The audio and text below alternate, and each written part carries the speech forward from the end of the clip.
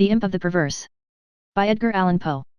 In the consideration of the faculties and impulses, of the prima mobilia of the human soul, the phrenologists have failed to make room for a propensity which, although obviously existing as a radical, primitive, irreducible sentiment, has been equally overlooked by all the moralists who have preceded them. In the pure arrogance of the reason, we have all overlooked it. We have suffered its existence to escape our senses, solely through want of belief, of faith, whether it be faith in revelation, or faith in the Kabbalah. The idea of it has never occurred to us, simply because of its supererogation. We saw no need of the impulse, for the propensity. We could not perceive its necessity. We could not understand, that is to say, we could not have understood, had the notion of this primum mobile ever obtruded itself, we could not have understood in what manner it might be made to further the objects of humanity, either temporal or eternal. It cannot be denied that phrenology and, in great measure, all metaphysicianism have been concocted a priori. The intellectual or logical man, rather than the understanding or observant man, set himself to imagine designs, to dictate purposes to God. Having thus fathomed, to his satisfaction, the intentions of Jehovah, out of these intentions he built his innumerable systems of mind. In the matter of phrenology, for example, we first determined, naturally enough, that it was the design of the deity that man should eat. We then assigned to man an organ of alimentiveness, and this organ is the scourge with which the deity compels man, will-I-nil-I, into eating. Secondly, having settled it to be God's will that man should continue his species, we discovered an organ of amativeness, forthwith.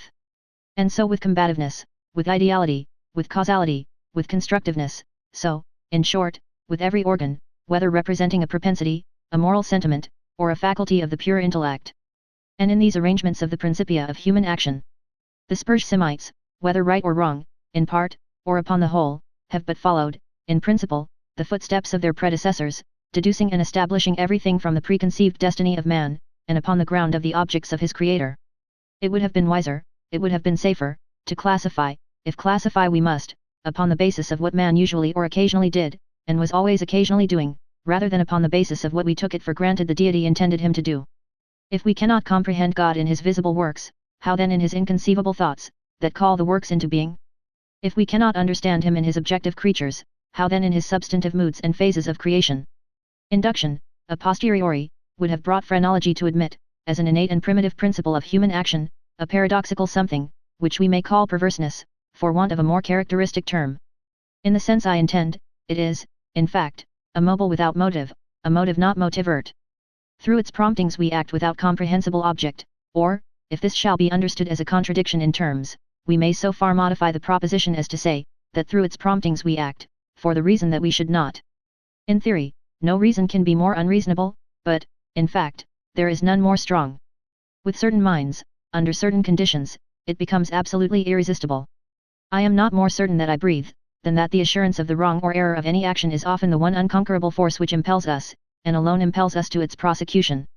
Nor will this overwhelming tendency to do wrong for the wrong's sake, admit of analysis, or resolution into ulterior elements. It is a radical, a primitive impulse, elementary.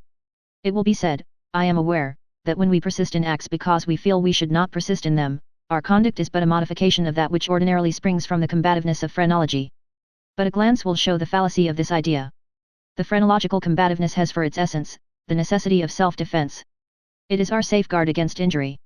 Its principle regards our well-being, and thus the desire to be well is excited simultaneously with its development. It follows, that the desire to be well must be excited simultaneously with any principle which shall be merely a modification of combativeness, but in the case of that something which I term perverseness, the desire to be well is not only not aroused, but a strongly antagonistical sentiment exists.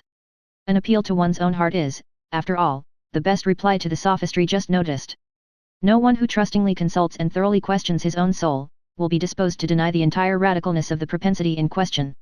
It is not more incomprehensible than distinctive. There lives no man who at some period has not been tormented, for example, by an earnest desire to tantalize a listener by circumlocution. The speaker is aware that he displeases, he has every intention to please, he is usually curt, precise, and clear, the most laconic and luminous language is struggling for utterance upon his tongue, it is only with difficulty that he restrains himself from giving it flow, he dreads and deprecates the anger of him whom he addresses, yet, the thought strikes him, that by certain involutions and parentheses this anger may be engendered. That single thought is enough. The impulse increases to a wish, the wish to a desire, the desire to an uncontrollable longing.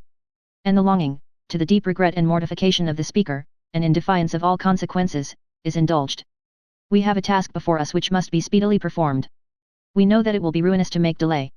The most important crisis of our life calls, trumpet-tongued, for immediate energy and action. We glow, we are consumed with eagerness to commence the work, with the anticipation of whose glorious result our whole souls are on fire. It shall be undertaken today, and yet we put it off until tomorrow, and why? There is no answer, except that we feel perverse, using the word with no comprehension of the principle. Tomorrow arrives, and with it a more impatient anxiety to do our duty, but with this very increase of anxiety arrives, also, a nameless, a positively fearful, because unfathomable, craving for delay. This craving gathers strength as the moments fly. The last hour for action is at hand. We tremble with the violence of the conflict within us, of the definite with the indefinite, of the substance with the shadow. But, if the contest have proceeded thus far, it is the shadow which prevails, we struggle in vain.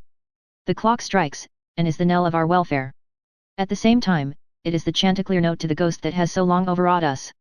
It flies, it disappears, we are free. The old energy returns. We will labor now. Alas, it is too late. We stand upon the brink of a precipice. We peer into the abyss, we grow sick and dizzy. Our first impulse is to shrink from the danger. Unaccountably we remain.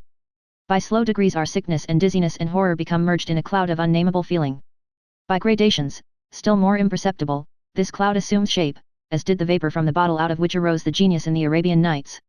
But out of this our cloud upon the precipice's edge, there grows into palpability, a shape, far more terrible than any genius or any demon of a tale, and yet it is but a thought, although a fearful one, and one which chills the very marrow of our bones with the fierceness of the delight of its horror. It is merely the idea of what would be our sensations during the sweeping precipitancy of a fall from such a height. And this fall, this rushing annihilation, for the very reason that it involves that one most ghastly and loathsome of all the most ghastly and loathsome images of death and suffering which have ever presented themselves to our imagination, for this very cause do we now the most vividly desire it. And because our reason violently deters us from the brink, therefore do we the most impetuously approach it.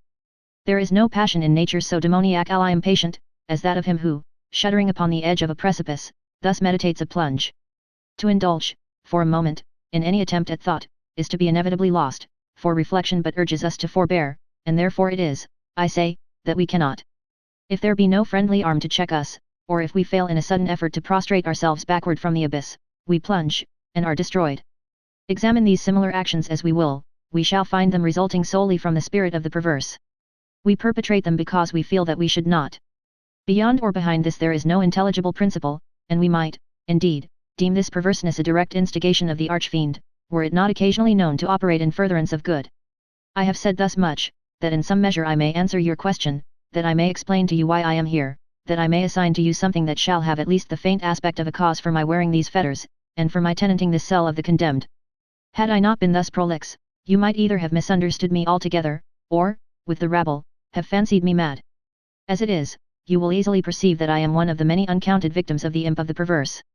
It is impossible that any deed could have been wrought with a more thorough deliberation. For weeks, for months, I pondered upon the means of the murder. I rejected 1,000 schemes, because their accomplishment involved a chance of detection. At length, in reading some French memoirs, I found an account of a nearly fatal illness that occurred to Madame Pilot, through the agency of a candle accidentally poisoned. The idea struck my fancy at once. I knew my victim's habit of reading in bed. I knew, too, that his apartment was narrow and ill-ventilated. But I need not vex you with impertinent details. I need not describe the easy artifices by which I substituted, in his bedroom candle-stand, a wax light of my own making for the one which I there found. The next morning he was discovered dead in his bed, and the coroner's verdict was, death by the visitation of God. Having inherited his estate, all went well with me for years. The idea of detection never once entered my brain. Of the remains of the fatal taper I had myself carefully disposed. I had left no shadow of a clue by which it would be possible to convict, or even to suspect me of the crime. It is inconceivable how rich a sentiment of satisfaction arose in my bosom as I reflected upon my absolute security. For a very long period of time I was accustomed to revel in this sentiment. It afforded me more real delight than all the mere worldly advantages accruing from my sin. But there arrived at length an epoch, from which the pleasurable feeling grew, by scarcely perceptible gradations, into a haunting and harassing thought. It harassed because it haunted. I could scarcely get rid of it for an instant. It is quite a common thing to be thus annoyed with the ringing in our ears, or rather in our memories, of the burthen of some ordinary song, or some unimpressive snatches from an opera. Nor will we be the less tormented if the song in itself be good, or the opera air meritorious. In this manner, at last, I would perpetually catch myself pondering upon my security, and repeating, in a low undertone, the phrase, I am safe. One day, whilst sauntering along the streets, I arrested myself in the act of murmuring, half aloud, these customary syllables. In a fit of petulance, I remodeled them thus: I am safe, yes, if I be not fool enough to make open confession. No sooner had I spoken these words, than I felt an icy chill creep to my heart. I had had some experience in these fits of perversity, whose nature I have been at some trouble to explain, and I remembered well that in no instance I had successfully resisted their attacks. And now my own casual self-suggestion that I might possibly be fool enough to confess the murder of which I had been guilty, confronted me, as if the very ghost of him whom I had murdered, and beckoned me on to death. At first, I made an effort to shake off this nightmare of the soul. I walked vigorously, faster, still faster, at length I ran. I felt a maddening desire to shriek aloud. Every succeeding wave of thought overwhelmed me with new terror, for, alas! I too well understood that to think, in my situation, was to be lost. I still quickened my pace. I bounded like a madman through the crowded thoroughfares. At length, the populace took the alarm, and pursued me. I felt then the consummation of my fate. Could I have torn out my tongue, I would have done it, but a rough voice resounded in my ears, a rougher grasp seized me by the shoulder. I turned, I gasped for breath. For a moment I experienced all the pangs of suffocation, I became blind and deaf and giddy, and then some invisible fiend, I thought, struck me with his broad palm upon the back. The long imprisoned secret burst forth from my soul. They say that I spoke with a distinct enunciation, but with marked emphasis and passionate hurry, as if in dread of interruption before concluding the brief but pregnant sentences that consigned me to the hangman and to hell. Having related all that was necessary for the fullest judicial conviction, I fell prostrate in a swoon. But why shall I say more? Today I wear these chains, and am here. Tomorrow I shall be fetterless, but where?